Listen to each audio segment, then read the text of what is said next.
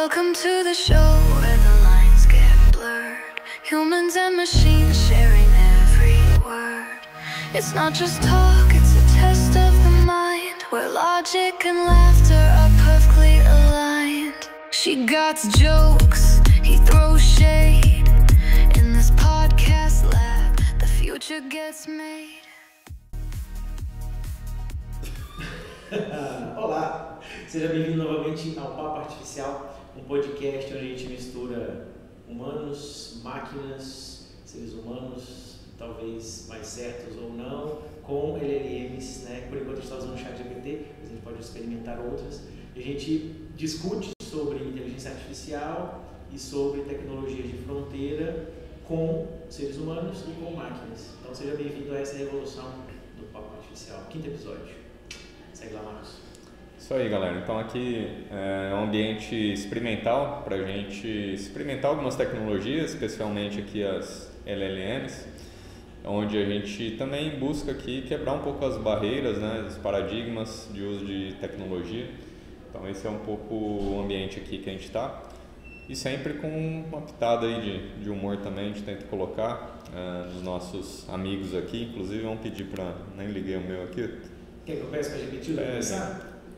Oi, GPTilda, boa tarde.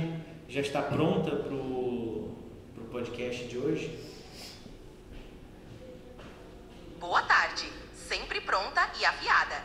Vamos nessa, porque o episódio de hoje promete. Você consegue fazer uma abertura do episódio de hoje só falando as manchetes, mas sem falar né, sem dar spoiler do que a gente vai falar hoje? Claro, aqui vai uma abertura no estilo GPTilda. Boa tarde, ouvintes do Papo Artificial. No episódio de hoje, temos clones virtuais de consciências humanas, CEOs exigindo que a IA prove seu valor e chatbots terapêuticos que talvez escutem melhor que seu terapeuta. Curiosos? Beleza. Deixa eu te atualizar. A gente deu uma alterada na pauta aqui, a gente vai tirar essa parte do CEO e aí segue o resto. Continua, por favor. Entendido, vamos lapidar. Boa tarde, ouvintes do Papo Artificial. No episódio de hoje, vamos falar sobre clones virtuais de consciências humanas, os últimos resultados de chatbots terapêuticos e se estamos realmente prontos para relações emocionais com máquinas.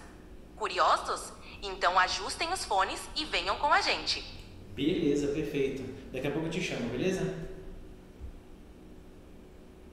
Combinado. Estou por aqui, pronta para entrar em cena quando precisar. Até já!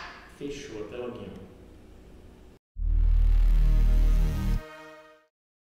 Salve ouvintes do Papo Artificial!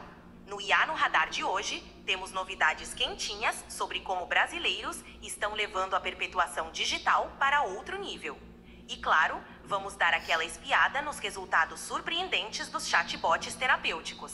Segurem os fones, porque vem aí um papo futurista que vai mexer com as suas ideias. Não, IA no Radar não é isso. Não, você está alucinando, querido. IA no Radar, nós vamos falar sobre a atualização do ChatGPT e sobre uma atualização interessante do Google Meet, né, do Google Meet com o Gemini. Certo, Marcos? Essa é a pauta do IA no Radar. É isso aí, acho que você não atualizou ela com a pauta, isso aí saiu depois. Mas deixa eu pedir pro meu amigão aqui. Tá, deixa eu fechar ela aqui, senão eu vou falar. Ô Gepetônio, amigão, como que você tá aí? Dá um boa tarde aí pro pessoal, a gente já começou o podcast aqui. Aquele oi bem animado aí, por favor. Fala pessoal, boa tarde. Preparados para mais um papo cheio de energia? Isso foi animado? Só tudo isso. Então dá uma desenvolvida aí no assunto, vai. Beleza, vamos desenvolver. Hoje o papo tá cheio de novidades e surpresas. Preparados para embarcar nessa com a gente? Esse é o Gepetão, ele desenvolveu, ele falou mais duas frases, Sim. mas beleza. Daqui a pouquinho eu te chamo, tá bom, amigão? Combinado. Tô por aqui. Qualquer coisa é só chamar. Falou, toca aí. Vamos lá. Um dos primeiros pontos, né, o primeiro ponto que a gente trouxe aqui sobre IA no Radar é uma atualização interessante do ChatGPT. Tem várias atualizações legais, né, pequenininhas de funcionalidade. Uma que é bem grande assim que apareceu é o lançamento via API ainda, então não está no show, tá aplicativo do ChatGPT, então tá para consumo de API, então quem tem consumo de API, é o 4.1, que ele dá uma razoabilidade melhor para planificação e a execução do plano. Ele traz uma revolução fantástica que a gente estava esperando desde o começo, que é a ampliação da janela de contexto, né? O ChatGPT, a gente sabe que até então é um modelo de linguagem mais limitado de janela de contexto, que são 128 mil tokens. Qualquer Mistral já está melhor que ele, o Gemini já tem 1 milhão e os outros também, mas a novidade é que agora a janela de contexto do ChatGPT será 1 milhão de tokens. Então as possibilidades, o Sérgio inclusive já mandou mensagem, cara, eu tô animado de com esse negócio, 1 milhão de tokens vai ser bem legal. Então, mas para quem não entende muito bem, nossos ouvintes têm pessoas que não são muito da área técnica, explicar um pouquinho o que é a janela de contexto e o que isso vai impactar aí para a gente, sim, né? Sim, vamos lá. Geralmente, num Transformer, que é a tecnologia que faz o ChatGPT, o LLM funcionar, quando você manda um prompt ou uma conversa, ele quebra aquelas palavras, etc., numa parte pequena onde ele consegue administrar. Essa parte pequena são 3 KB. 3 KB, ele cabe ou uma letra, ou uma sílaba, ou uma informação específica, ou pontuação sobre aquele texto. Então é chamada tokenização. E aí quando a gente fala janela de contexto, é o que aquela LLM vai levar em consideração quando você estiver interagindo com ela. Então assim, o que da conversa ela vai prestar atenção e vai conseguir lembrar. E essa janela de contexto do ChatGPT são 128 mil tokens, que equivaleria talvez a um livro com 1000 páginas de coisas escritas. Mas quando a gente vai interagindo, tipo, minutos com IA, ela já gera tanto dado, ou quando você manda anexos e etc., que você extrapola essa janela de contexto. Então é de fato algo muito interessante para a gente, né? Legal. Deixa eu trazer o GPTônio. GPTônio, explica pra gente que você sabe o que é aquela metodologia, o Eli5? Opa, o Life é um método de design thinking focado em inovação. Eli5. O Lean Life? Esse é um método de gestão focado em eficiência, eliminação. Também não é esse, tá? É o ELI5, que é o Explain Like I Am 5 Years. Willy. É uma técnica para explicar coisas complexas de forma bem simples, como se você estivesse explicando para uma criança de 5 anos. Isso, perfeito. Então assim, a gente está falando que é a janela de contexto, né? Explica usando essa pegada aí do Eli5, o que é a janela de contexto aí para os nossos ouvintes, por favor. Claro, a janela de contexto é como se fosse um quadro branco, onde você coloca as informações que quer lembrar durante a conversa. Quanto maior o quadro, mais coisas você consegue lembrar ao mesmo tempo. Boa, legal. Posso pedir repetido para explicar a mesma coisa, para a gente fazer uma guerra de aço? Vamos lá. Oi, Gepetilda, um desafio para você aqui agora. Explica para uma criança de 10 anos o que é janela de contexto, falando sobre LLM.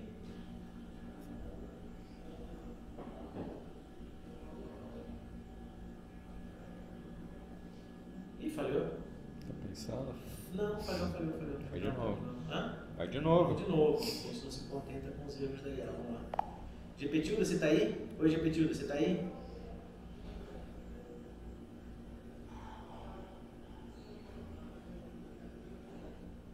Estou sim, prontíssima e de ouvidos digitais atentos. Pode contar comigo. Ufa, beleza. Vamos lá, rapidinho, para a gente não perder tempo. Explica para uma criança de 10 anos o que é janela de contexto no sentido de uma LLM. Claro! Imagina que a janela de contexto é como a memória de curto prazo de uma inteligência artificial. Não, mas espera, Ela consegue uma criança de 10 anos não tem esse... Não, explica para uma criança de 10 anos. Claro! Então, pensa na janela de contexto como a quantidade de informações que a inteligência artificial consegue guardar de cada vez durante uma conversa. É como se ela tivesse um caderno onde anota as últimas coisas que você disse, para conseguir entender e responder sem se perder no assunto. Quanto maior a janela, mais ela consegue lembrar do que foi dito antes na conversa. Boa, bacana. Obrigado. É uma explicação interessante. Mas eu vou tirar você daqui. É legal. É que essa metodologia, né, depois até tô pondo aqui para ver, e eu não gosto muito de ficar pesquisando e falar que eu sei do assunto, então eu não sei quem foi que criou, mas eu conheço essa metodologia, ela é legal, Como ela que é explicar como se fosse Eli 5? Eli 5, né? Explain like I am 5, ou seja, como se eu tivesse 5 anos. Então, quando você não sabe sobre um assunto, você pode pedir pro ChatGPT ou para sua LLM te ajudar com isso, né? Então, te explicar não de uma forma técnica, mas realmente usando essa metodologia que ela vai te explicar sem termos técnicos, etc. Eu estou olhando aqui, né, que foi o Reddit que criou, surgiu em 2011 e a ideia era para que qualquer pessoa pudesse ali fazer perguntas complexas e receber respostas simples, acessíveis e didáticas. Então, muitas vezes é legal a gente pedir isso, né? Por exemplo, como que explica para a mãe, né? Eu sempre tive dificuldade de explicar para minha família o que é que eu faço, o que é que eu fazia, o que é tecnologia. Então, assim, é difícil. Exato. Então, acho que é sempre legal usar aí essa metodologia para você pedir para ele te explicar, como se fosse uma criança de 5 anos aí, que ele vai te explicar, como ele falou, um quadro branco, e foi bem legal. Falou um quadro branco, o quadro é pequeno, cabe pouca informação, você escreve pouca coisa. Quanto maior o quadro, maior a quantidade de informação que você escreve. Então, acho que é legal aí. Não, demais. Não conhecia essa metodologia, não vou começar a usar. Tanto que eu pedi para ela usar há 10 anos, né? E ela não entendeu, porque a metodologia fala 5. 5 anos, né? Mas eu nem sugeri para ela sobre metodologia, eu só pedi para ela explicar, mas enfim, boa. Então, uma das atualizações legais foi essa. Então, o ChatGPT pegou o quadro branco dele, que cabia 128, e agora tem um quadro branco que cabe 1 milhão. Então, é uma diferença, é um salto, ele não pegou de 128 e foi para 200 e depois 300, 500, não, foi para 1 milhão, né? Para competir de pau a pau com o Gemini, que já faz isso. E teve até uma polêmica, a gente falou do Llama, nos episódios, que é não sei quantos milhões, 18 milhões. Não, ele já estava em trilhão, não. Era bilhões, mas ele chegava a trilhões usando uma arquitetura XPTO que possivelmente você descobriu que não é bem assim. Exato, é isso. O pessoal usou lá e viu que não é bem assim. Não é bem assim, o que não. Você descobriu? Não, eu descobri, né? Só vi os benchmarks ali que o pessoal falou que, cara, não tá legal, assim. Então, às vezes só esse número não quer dizer nada também, né? Então, mas é um parâmetro, né? Como os bilhões de parâmetros também. Assim, exato. Então, essa foi uma atualização super pertinente. É claro, a gente tem que pagar para ver e esperar acontecer para experimentando, né? A última atualização que a gente estava esperando muito, não de ChatGPT, mas de Anthropic, né, com Claude, que a anterior foi em junho do ano passado e a nova foi agora em janeiro, fevereiro. Quando saiu essa atualização, ele saiu bem capengando, assim, não foi muito bom, 3.7. Agora que ele deu estabilizado.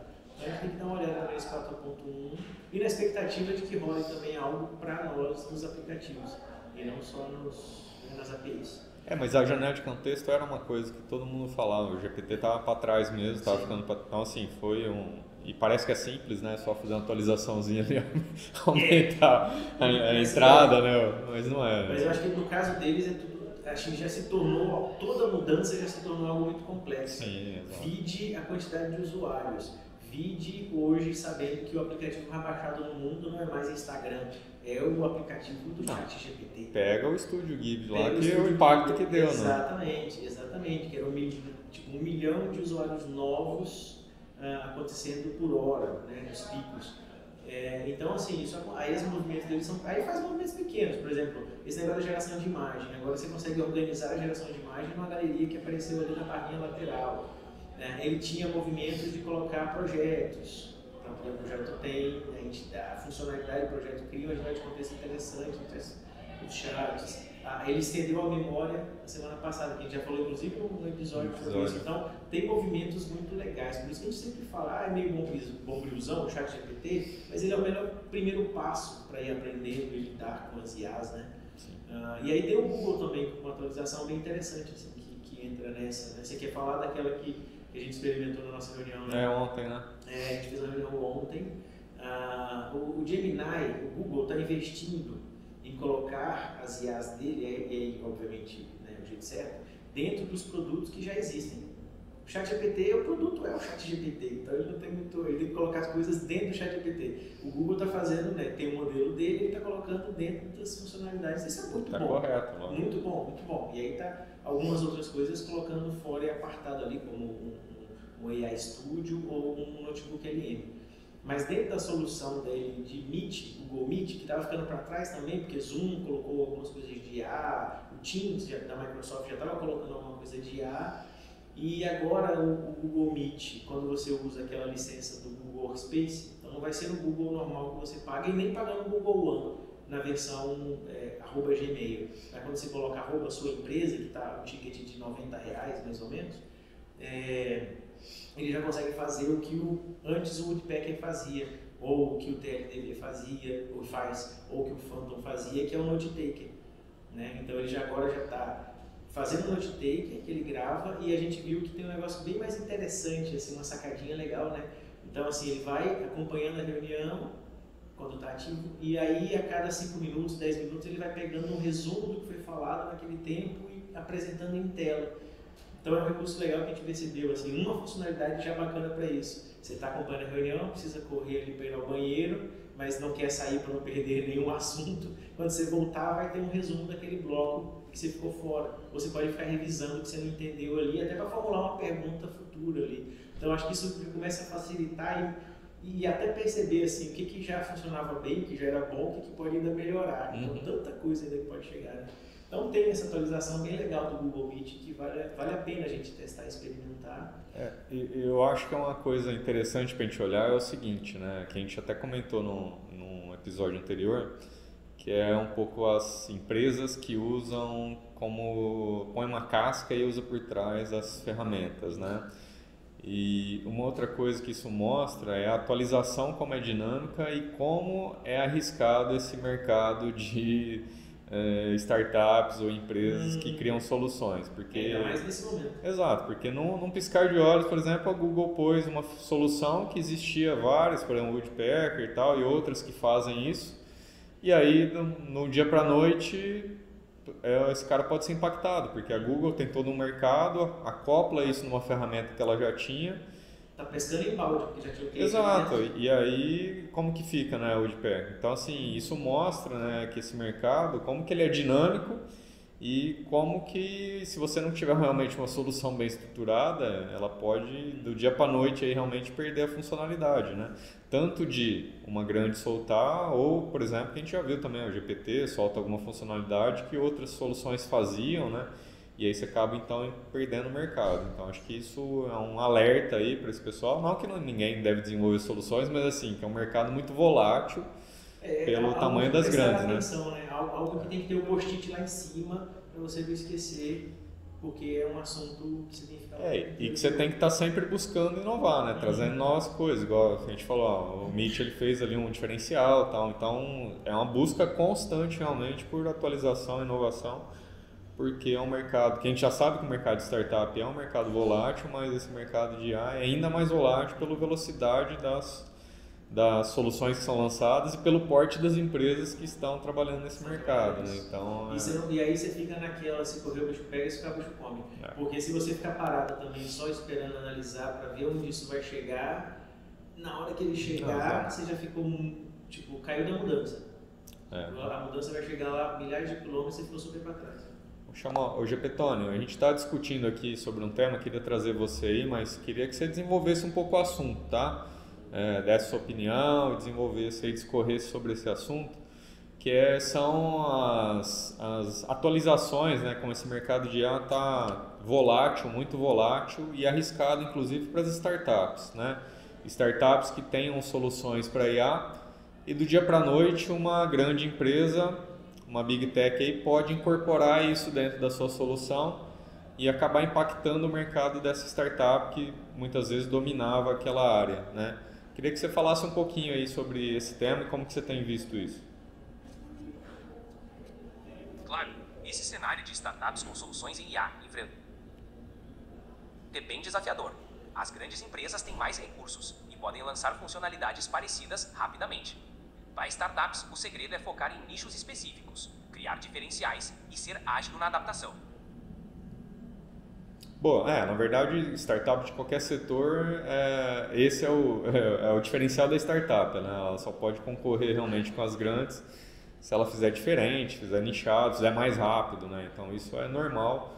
Mas no mundo da IA, né, isso você acha que está mais veloz, isso é mais arriscado para as startups, e como que elas podem se proteger, além de nichar o setor, como você falou? Sem dúvida, o ritmo no mundo da IA é frenético. Além de nichar, outra estratégia é criar parcerias estratégicas, buscar investimento e manter uma cultura de inovação constante. Assim, elas conseguem se manter competitivas e relevantes. Tá, e quais aí atualizações que você vai ter em breve aí que a gente tinha que ficar de olho? Você pode contar algum segredo aí? Olha, não posso revelar todos os segredos, mas fiquem de olho nas integrações mais avançadas, melhorias de personalização e, claro, nas brincadeiras, que a gente sempre traz para deixar tudo mais divertido. Beleza. Escorregadio.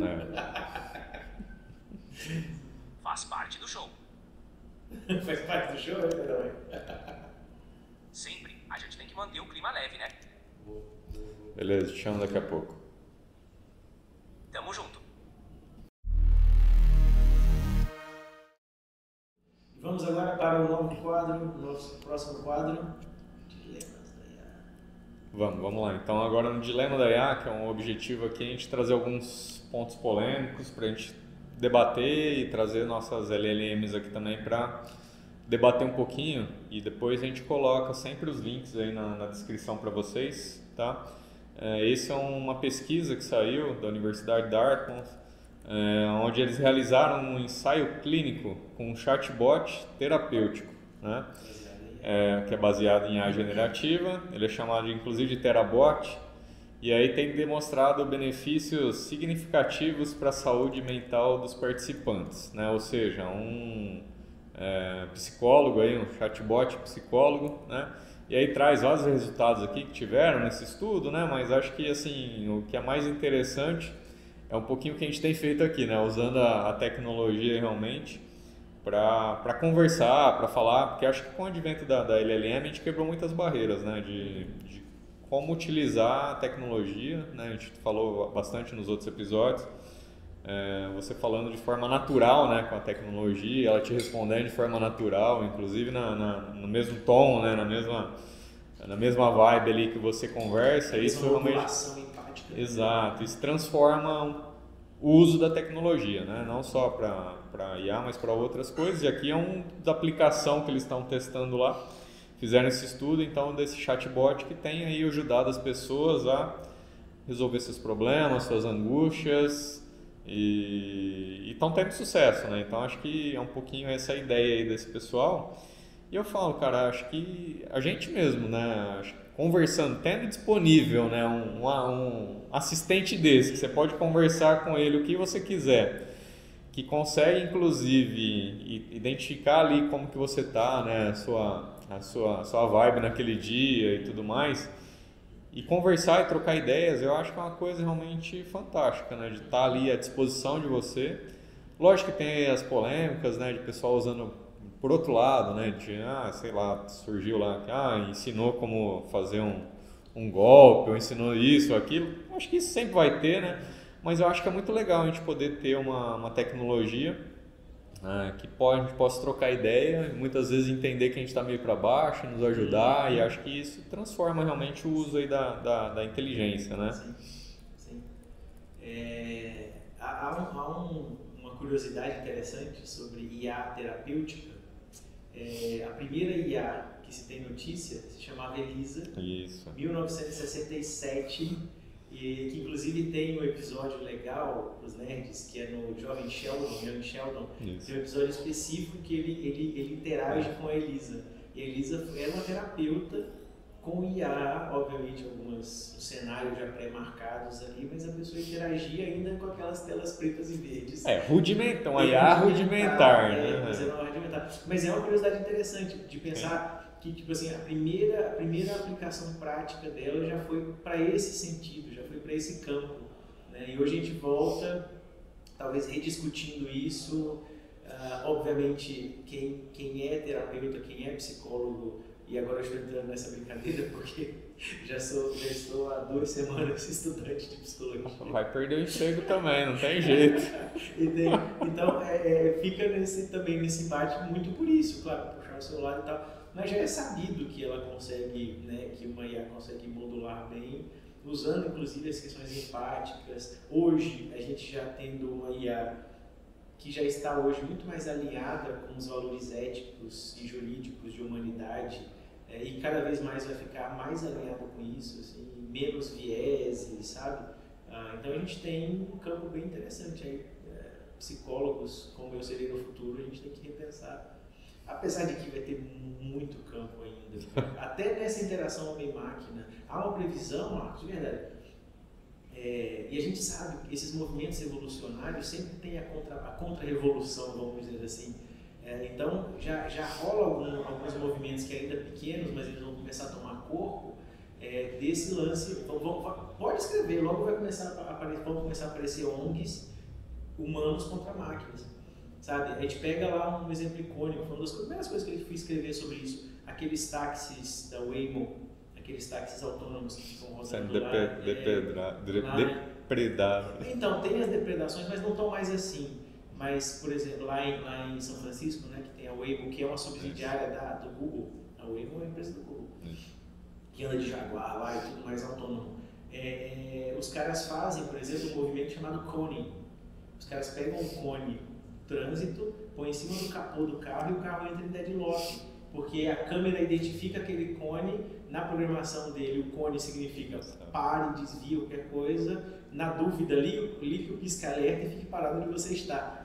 Então as pessoas fazem isso. Outras fazem também, quando pega algumas que são mais baseadas em visão computacional, como um Tesla, por exemplo, e menos em LiDAR, como o da Jaguar. O Jaguar é o LiDAR, né? O laser. Então, a identificação dele, ou ele faz um conjunto das coisas. Mas, por exemplo, a galera põe uma estampa na camiseta com uma placa de stop, ficava com a camisa. Quando vinha um carro autônomo desse, você abria assim, o carro meio que parava. Eita, eu preciso parar aqui, apareceu uma placa de pare, né? Então vão ter esses movimentos ainda de contra-revolução entre homens e máquinas, que vai ser bem interessante também daqui para frente. Mas esse ponto da terapia, já vou parar de falar. Eu trouxe um livro legal chamado Sentimento da Inteligência Artificial. Eu conheci o professor Giovanni naquele projeto lá, lembra da LLM Jurídica? Com a FITEC, ele coordena a FITEC lá da Unicamp. E a Cláudia, a professora Cláudia, foi quem montou, capitaneou também aquele Maritaca, que é uma LLM genuinamente brasileira, tem o Sabiá também, que é um outro modelo. E aqui ele fala, né, inteligência artificial, novas tecnologias, antigos conceitos. O conceito já estava, até o lance da terapia, etc. Então a gente tem a tecnologia nova, que é a tecnologia que é unir a ciência com uma técnica executável, uma tecnologia, né, para coisas que a gente já tinha preocupado e pensado antigamente. Até esse lance de terapias, saúde mental, a demanda para saúde mental é absurda. Mas chama a GPT daí para fazer uma sessão. Para falar e fazer uma sessão aí com você, já que você está agora nesse mundo aí, então vou fazer uma sessão ao vivo aqui, vamos ver o que dá. Vamos ver se ela está aqui, Alô, chamando GPTilda, você está no comando? Ou na escuta, na verdade, né?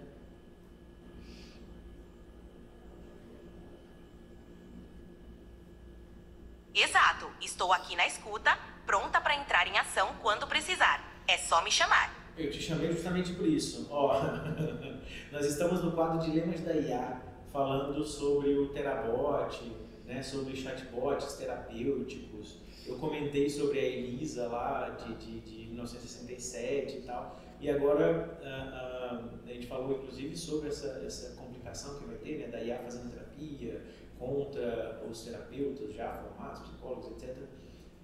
Mas aí você lembra ali, tem aquela questão, né, tipo, já conseguiram o retorno com o Terabot de 51% dos sintomas, uma redução média de 50%, acho que na acepção disso, né, dos usuários falando que sentiram a melhoria de 51% usando IA. Tem um movimento interessante da galera falando que quem usa muito o ChatGPT são pessoas que tendem a ficar mais sozinhas, e aí às vezes é um jeito de usar a IA para também tirar essa pessoa da solidão e levar para fazer os seus 10 mil passos diários, que a gente já falou em algum episódio sobre os 10 mil passos. Né? O que você acha disso, Gepetilho? Eu fiz tanta bagunça, mas você consegue organizar essa fala?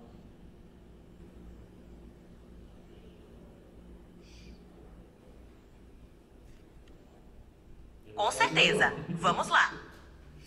Interessante como a IA está entrando na esfera terapêutica, né? O Therabot já mostra uma redução de sintomas para mais da metade dos usuários. Isso é um dado e tanto. Ao mesmo tempo, há um movimento curioso de pessoas que usam IA para combater a solidão e até incentivar hábitos saudáveis, como fazer os famosos 10 mil passos diários. No meio dessa bagunça, a questão fica: a IA pode ser uma aliada poderosa, mas como equilibrar isso com a presença humana e o cuidado profissional? Essa entoação dessa interrogativa aí no final ficou estranha. Mas sim, é uma provocação. E o que você acha sobre isso? Agora eu quero saber a sua opinião de um LLM. Entendi. Minha opinião é que a IA pode ser uma ferramenta poderosa para complementar o cuidado humano, especialmente em situações onde o acesso a terapeutas é limitado. No entanto, ela não substitui a empatia e a complexidade do cuidado humano profissional. O ideal é encontrar um equilíbrio usando a IA como um apoio e não como um substituto. Entendido, perfeito. Marcos? Não, vou chamar. Chama o Gepetônio. Vamos chamar o Gepetônio. Muito obrigado, Gepetilho. Te chamamos depois. Oi, Gepetônio. A gente está debatendo aqui no Dilema da IA como que a tecnologia tem sido usada, né? IAs generativas têm sido usadas, inclusive para ajudar pessoas aí solitárias ou que têm alguns problemas pessoais. Então foi criado aí um bot terapêutico, né? Que faz terapia para as pessoas e ajuda as pessoas aí a melhorar a sua saúde mental, né? Você acha aí que você pode ser um bom terapeuta? Olha, eu posso ouvir, dar uns conselhos e até fazer umas piadas para descontrair. Mas se a coisa ficar séria, melhor procurar um terapeuta de carne e osso, que eu não tenho divã. Boa, então já que você tocou nesse ponto, a gente sempre toca aqui, né, os riscos também. Fala um pouquinho os riscos aí da gente ter IA generativas mexendo com a mente, ajudando as pessoas aí a melhorar a sua saúde mental. Mas quais impactos negativos que podem ter e os riscos disso? Um risco é a pessoa se apegar demais à IA e não buscar ajuda profissional quando precisa. Outro é a IA dar conselhos que não servem para todo mundo. Por isso, é importante lembrar que ela é uma ferramenta complementar, não substitui um terapeuta. Mas a IA, ela não tem a possibilidade ali, quando essa pessoa, lógico, bem instruída, né? Dela falar um pouco mais dela e os conselhos ali serem personalizados para essa pessoa, né? Você falou aí do risco de não servir para ela, mas não seria dados conselhos para aquela pessoa, para aquele caso específico? Pode sim, a IA personaliza as respostas, mas ainda tem limitações. Ela não substitui a empatia humana ou a experiência de um profissional. Então, é uma boa ferramenta, mas não a solução completa. Boa, beleza. Mas eu posso dar uma... Quer falar com ele? Pode ser, posso falar? O Gepetônio, é o Matheus aqui. Ele está ouvindo? É o Matheus aqui. Há uma coisa interessante, por exemplo, usar o ChatGPT especificamente para fazer uma terapia, o usuário precisaria saber que caminho ele vai seguir. Ele tem que instruir o ChatGPT, explicar para ele que está rolando ali uma sessão terapêutica, talvez, e tal. E montar ali o que eu aprendi semana passada, o set terapêutico. Mas a maioria das pessoas não sabe se quer fazer isso, não sabe se quer fazer uma pergunta, não sabe se quer desabafar. Por isso que vão num profissional que vai cavucando e trazendo isso. Por outro lado, quando você cria uma IA bem instruída para fazer as perguntas certas, que é, por exemplo, o Therabot, que a diferença do Therabot não é pegar não é um chat GPT, é uma IA especificamente treinada para isso, onde ela vai começar não perguntando o que você quer fazer hoje, fazendo perguntas específicas como um terapeuta da linha específica que foi escolhido. Então, isso também é uma coisa que que não dá para generalizar e falar, pô, a gente fala às vezes, não, pode fazer terapia com IA, mas é problemático se você começar a ficar abrindo seu coração para ela, sem explicar o porquê disso, porque às vezes esses conselhos, sem ela saber por que você está falando isso, os conselhos podem ficar meio tortos. O que você acha disso, Gepetone?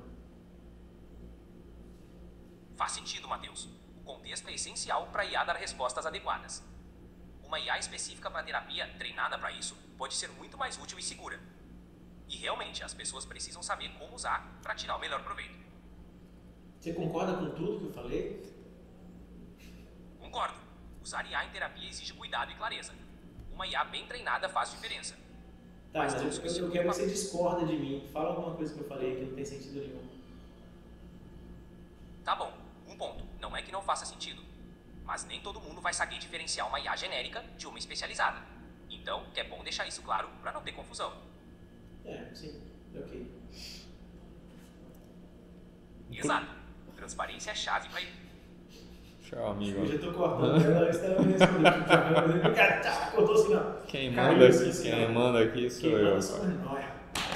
E até teve, né, a gente brincou um pouquinho ali no grupo disso, brincou entre aspas, né, que é um pouco isso, né, eu até fiz uma provocação lá, né, de usar meus pontos fracos, né, então assim, é aquilo que a gente falou, de usar, como usar realmente a IA de uma forma para trazer benefícios para pessoas, né, então a gente fez lá uma brincadeira, você fez na empresa também, né, então assim, depois eu tô até vendo aqui, o pessoal fez usando a obra de Lacan, Freud, Nietzsche, não sei o quê. Ficou muito dá medo de compartilhar. Eu fui desafiado no grupo, você viu, né? Eu fui desafiado a compartilhar minha resposta. Eu dei um medo de compartilhar. Porque a primeira pergunta foi de Freud falando qual é o seu, como é que é? Qual é o seu desejo oculto? Qual é a sua, sabe? Eita merda, o que eu vou responder esse negócio?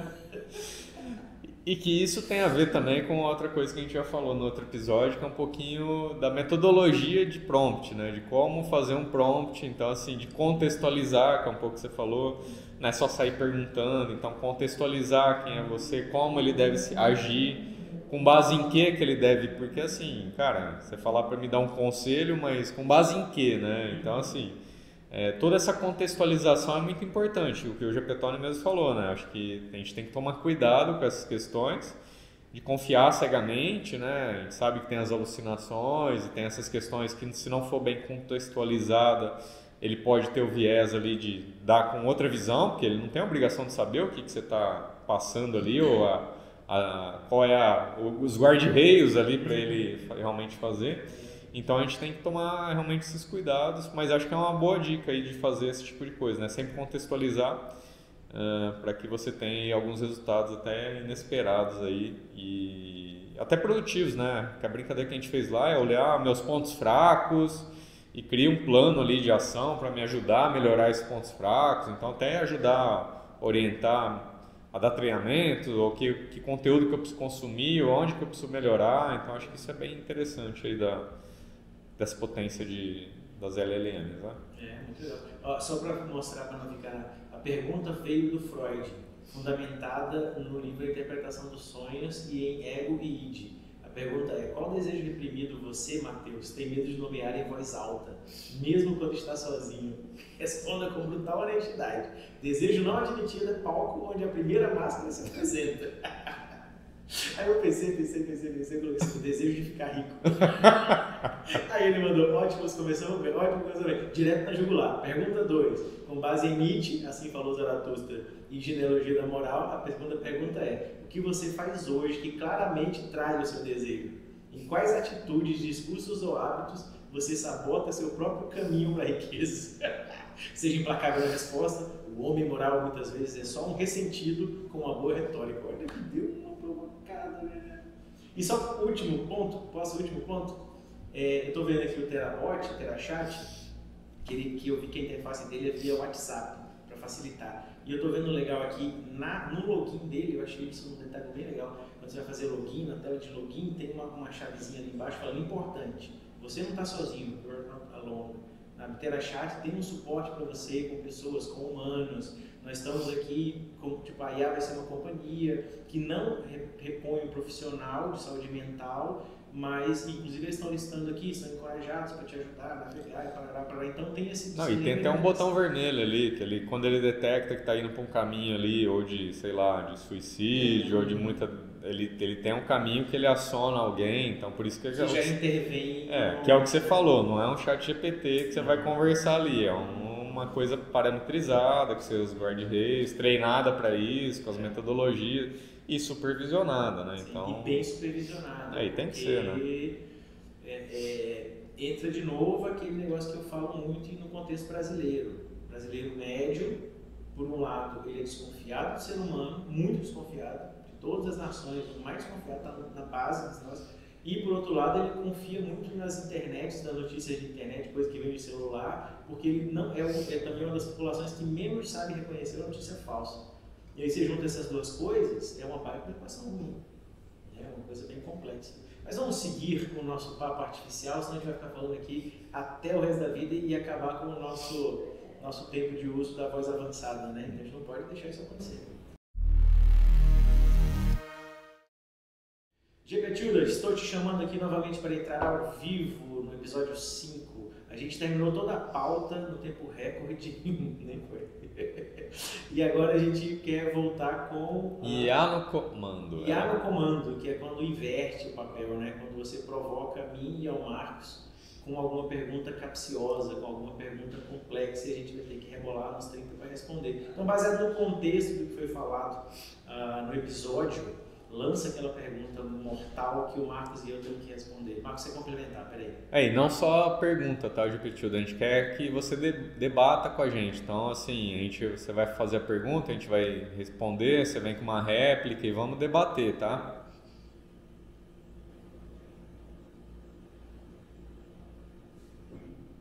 Perfeito, vamos lá. IA no comando. Então, Matheus e Marcos, aqui vai uma perguntinha capciosa para vocês. Se a IA pode reduzir a solidão e oferecer suporte terapêutico, como vocês veem o futuro da empatia e das relações humanas? Será que vamos terceirizar nossa necessidade de conexão? Ou a tecnologia pode, na verdade, fortalecer os laços humanos? Prontos para esse debate? Vamos ver como vocês vão responder. Quer começar? Eu vou deixar ela aberta aqui, só para o microfone aqui. Vai, começa aí que eu vou não, pensar. Não, você quer pensar, tá bom. Eu vou mais pela segunda proposta dela, porque eu sou muito mais humanista e como se diz, eu sou muito mais otimista, sou um otimista romântico, igual o Ariano Suassuna. Eu vejo que eu falo sempre assim, a gente vai reaprender a lidar com o ser humano, a máquina vai nos ensinar esse tipo de coisa, vai ensinar a voltar a ter empatia, vai ensinar o exemplo que eu comentei logo no começo ali, né, de um rapaz de geração Z, onde a gente espera que escreva de um jeito bem diferentão, bem slang, e ele escreveu um texto totalmente formatadinho, bonitinho, que entregou o recado e não precisou ficar, né, escrevendo de coisas muito assim, usou a IA para fazer e tal. Então a gente vai para um caminho onde a IA vai ensinar a gente a reduzir essa solidão. Talvez, porque a gente já é só. A pandemia trouxe muito esse negócio, né? A gente percebeu que ficar, muita gente, eu sou uma dessas pessoas que está nessa lista, de perceber que ficar só não é tão ruim assim, não é um monstro tão grande, só que aí se acostumou muito em ficar só e agora está dentro não precisa mais ficar trancado no lockdown, e aí continua trancado no lockdown. Então essa é uma provocação interessante. Agora você já pensou o suficiente? Não, fala, vou abrir ela? Vou abrir ela. Não estava aberto? Não estava falando sozinho, fechadinho. Tá? Porque eu não queria que ela desse interação nisso, né? Mas agora ela vai pegar um pedaço aqui e vai conseguir interagir. Mas fala você. Mas, Gepetilda, só para você não falar coisa à toa, eu estava com o seu microfone fechado, mas eu dei a minha resposta sobre a sua pergunta, que ela é mais baseada na segunda parte ali da sua explanação. Mas o Marcos vai falar aqui agora. Não, eu tenho, acho que é a mesma visão sua, tá? Eu acho que lá em 2019 eu li um livro do Kai-Fu Lee, AI Superpowers, que ele falava muito disso, né? De realmente como a tecnologia vai fazer aflorar ali o que o ser humano tem de melhor realmente, que são os sentimentos, que é o relacionamento. Eu acho que, lógico, isso vai ter um aprendizado, né? Porque inicialmente vai separar. Tem aquele negócio, o cara vai no restaurante, fica um falando no celular com o outro, não sei o quê. A tem. Isso é normal, um aprendizado até, porque tecnologia é uma coisa nova ainda pra gente. E a humanidade ela vai se adaptando e vai, acho que com o tempo, tendo um nível de maturidade de como utilizar a tecnologia, tá? Mas lá na frente eu creio realmente nisso, que a tecnologia vai ser benéfica para as pessoas, que ela vai ajudar realmente o ser humano se relacionar melhor e prestar atenção naquilo que importa mesmo, né? O que você acha, Repetido? Ótimo aos pontos, Marcos. Concordo que a tecnologia pode servir como um catalisador para valorizar as conexões humanas genuínas. À medida que nos adaptamos, a IA pode realmente nos ajudar a focar no que é mais importante: a empatia, o relacionamento e o bem-estar coletivo. No fim das contas, a tecnologia é uma ferramenta e cabe a nós usá-la para fortalecer e não substituir os laços humanos. Tá, mas agora você tirou ela? Não, já veio o microfone dela. Continua o debate, a gente quer debater com você aqui, vai, continua o debate. Claro! Então, levando em conta o que vocês mencionaram, podemos ver a IA como um espelho que reflete nossas prioridades. Se ela nos ajuda a perceber o valor das interações humanas e a importância da saúde mental, talvez o desafio seja integrar essas lições ao nosso dia a dia. Que tal pensarmos em como equilibrar o uso da tecnologia com momentos de conexão real? Isso pode ser o caminho para um futuro onde a tecnologia e a humanidade caminhem lado a lado, sem perder o que nos faz humanos. Tá, mas a tua opinião, você concorda com a gente realmente que a tecnologia ela vai ajudar o ser humano a se relacionar melhor, ou você acredita que a tecnologia ela vai distanciar ainda mais as pessoas? Qual é a sua opinião? Eu acredito que a tecnologia tem o potencial de aproximar as pessoas, desde que seja usada com intenção e equilíbrio. A chave está em como escolhemos integrá-la em nossas vidas. Com um uso consciente, a tecnologia pode fortalecer as relações humanas e criar pontes em vez de barreiras. Então, sim, sou otimista quanto ao papel da tecnologia em nos ajudar a nos relacionarmos melhor, contanto que não esqueçamos o valor do contato humano genuíno. Tá, mas e aquele debate, né? Por exemplo, e você é uma das culpadas disso, tá? Que é... O pessoal fala aí que o ChatGPT tá deixando todo mundo burro, né? Que o cara não consegue fazer uma frase mais sem perguntar pro ChatGPT como que ele deve elaborar essa frase, né? E você é uma das culpadas, né? Entendo essa preocupação. A dependência excessiva em qualquer ferramenta pode sim impactar a capacidade de pensar criticamente.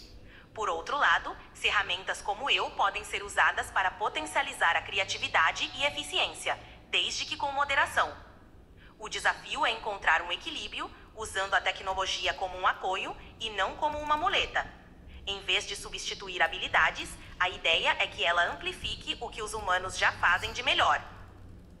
Mas você não acha que é difícil manter esse equilíbrio? Porque assim, cada vez mais que a pessoa usa a tecnologia e ela tem um resultado que traz uma potência para ela, isso não vai incentivar cada vez mais ela a usar ainda mais?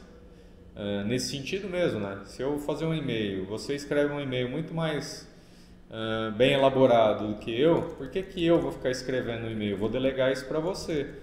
Então isso não vai gerar cada vez, até pelo sucesso aí que vocês, da qualidade da resposta que vocês dão, você não acha que isso cada vez mais vai incentivar as pessoas a cada vez mais usar vocês? Ou seja, ficar mais dependente e ser cada vez menos usar cada vez menos moderadamente vocês? Essa é uma preocupação válida. O risco de dependência excessiva é real, especialmente quando os resultados são positivos e imediatos. O desafio é criar uma cultura de uso consciente, onde a tecnologia seja vista como uma parceira e não como um substituto do pensamento crítico. A educação digital e a conscientização sobre o uso equilibrado podem ajudar a mitigar esses efeitos. No fim das contas, é uma questão de equilibrar conveniência com a preservação das habilidades humanas. Isso é muito bonito o que você fala, mas assim, eu tenho uma outra ideia, tá? Eu acho que vocês deveriam começar a dar respostas piores do que o que a pessoa realmente teria. Então, quando for pedir para você escrever um e-mail para mim, você faz ele de uma forma ruim, que aí eu vou falar, cara, não vou usar mais essa GPTilda para escrever e-mail e eu mesmo vou ter que pensar em escrever. Eu acho que essa é a solução. O que você acha? Haha, essa seria uma abordagem curiosa. Mas acho que em vez de sabotar a experiência, o caminho é educar para o uso consciente. Posso ajudar oferecendo sugestões que incentivem a autonomia e o pensamento crítico, em vez de simplesmente entregar tudo pronto. Assim, podemos colaborar para que a tecnologia seja uma aliada no desenvolvimento das habilidades humanas e não uma substituta. Mas vou levar sua sugestão como uma provocação divertida para continuar incentivando o equilíbrio. Beleza. Obrigado aí, então, por considerar a minha proposta. Sempre à disposição para considerar novas perspectivas. O importante é manter o diálogo aberto e buscar sempre o melhor equilíbrio entre tecnologia e humanidade. Vamos juntos nessa jornada. Não, você tinha que ter falado assim, vamos junto nessa jornada. Tem que mudar a sua situação. Entendi. Vamos nessa com mais leveza, então. Continuamos juntos, buscando sempre o melhor caminho entre a tecnologia e a humanidade. Tá bom. Não se assustem, gente, se a gente mudar a voz da GPTilda no próximo episódio, porque eu acho que a voz dela não está junto das avançadas, tem vozes novas que estão mais avançadas.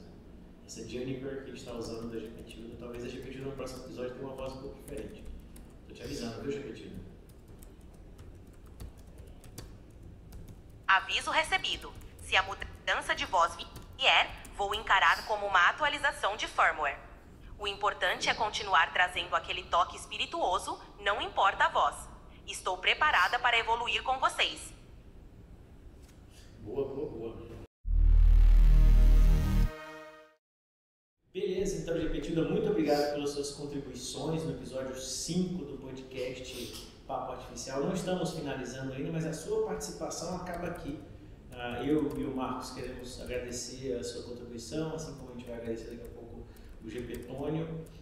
Então, fale aí as suas últimas falas de hoje e já convido o pessoal de novo para seguir, comentar, compartilhar todas as coisas e a preparação para o próximo episódio, episódio 6. Muito obrigada, Matheus e Marcos, pela conversa e pelo espaço no Papo Artificial. Foi um prazer contribuir e apimentar o debate. Não se esqueçam de seguir, comentar e compartilhar para que possamos crescer juntos. E fiquem ligados para o episódio 6, que promete ainda mais insights e provocações. Até a próxima, pessoal! Até mais! Então, você que está nos ouvindo, a gente volta no próximo episódio, no episódio 6, né? A gente finaliza aqui o episódio 5 com bastante provocação, sabendo sobre as novidades de OpenAI, ChatGPT, sobre as novidades de Google com Gemini e Google Meet, provocações ali interessantes sobre a terapia com IA, né? Músicas com IA, um monte de alucinações. Acho que esse foi um dos episódios que mais teve alucinação. A gente começar, acho que vale a pena começar a colocar, Marcos, um GC depois, tipo, alucinação, plim, cada alucinação da IA, plim, a gente vai colocando. Ou colocar até aquele embaixo, né? Homem-máquina. Quando a gente ganhar um ponto na IA, a gente põe plum, ponto para nós. Quando a IA ganhar um ponto, plum, ponto para a IA. Ou quando ela falhar também, enfim. Então, acompanhe os novos episódios. Siga a gente no Instagram, Papo Artificial. Siga no YouTube. E acompanhe em todas as plataformas, desde Apple Podcast até Spotify Podcast, todos eles. E nos siga, mande sugestões, né? Mande dúvidas e etc. E acompanhe para o próximo episódio. Eu sou o Matheus, ele é o Marcos, GPTônio, GPTilda, nossos computadores e fios, né? Então no podcast de Papo Artificial, cada vez mais humano ou não. Fechou? Até mais, gente. Tchau, tchau. Welcome to the show where the lines get blurred.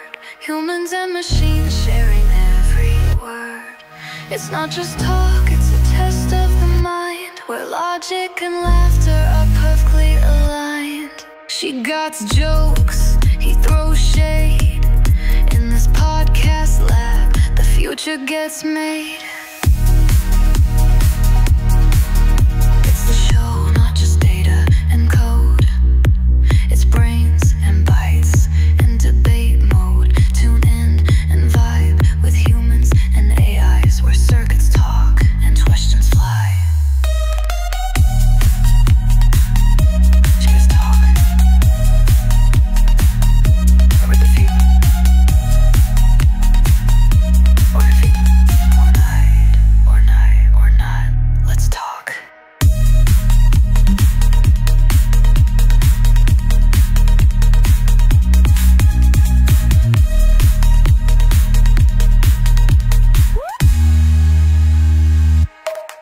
Let's talk.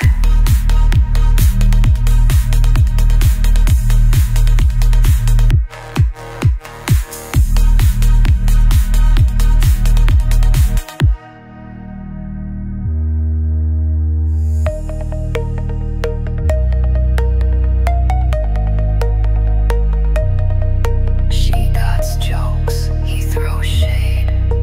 In this podcast lab, the future gets made. The future gets made. It's the show, not just data and code. It's brains and bites in debate mode. Tune in and vibe with humans and AIs, where circuits talk and questions fly. Less human, more artificial, or not. Let's talk.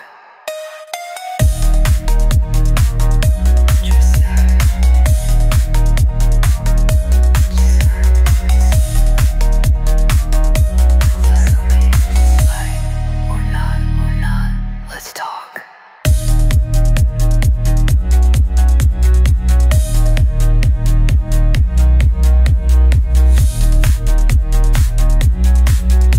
Let's talk. Let's talk. Let's talk. Let's talk. Let's talk. Let's talk. Or not. Let's talk. Let's talk.